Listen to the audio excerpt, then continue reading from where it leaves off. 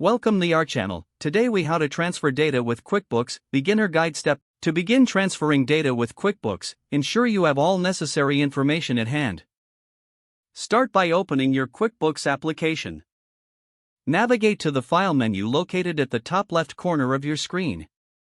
Select Utilities from the drop-down menu. Choose Import to begin the data transfer process. Next, opt for IIF files if you're importing data from an IIF format. If you are importing from another QuickBooks company file, select Run QuickBooks File Doctor. Prepare your data file by ensuring it is formatted correctly to avoid errors during import.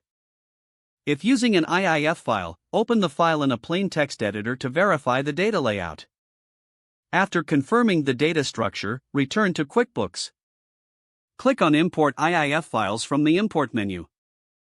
Browse your computer to find the IIF file you want to import. Select the file and click Open to upload it into QuickBooks.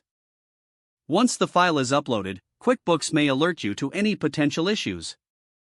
Review these alerts carefully and make necessary corrections to your data file if needed. After addressing any warnings, confirm that you want to proceed with the import.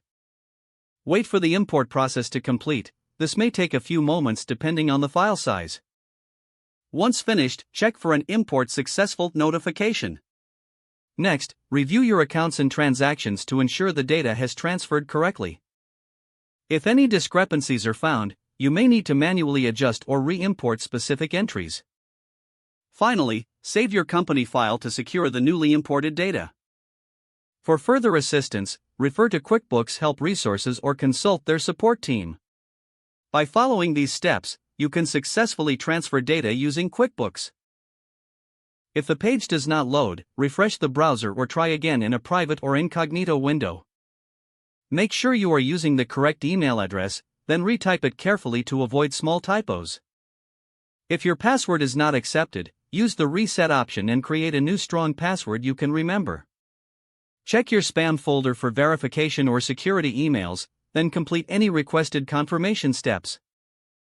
Enable two-factor authentication if available to improve account security and reduce unauthorized access risk. After signing in, review your profile details so your contact information and settings are accurate and current. Don't forget to like this video and subscribe to our channel for more step-by-step tech guides.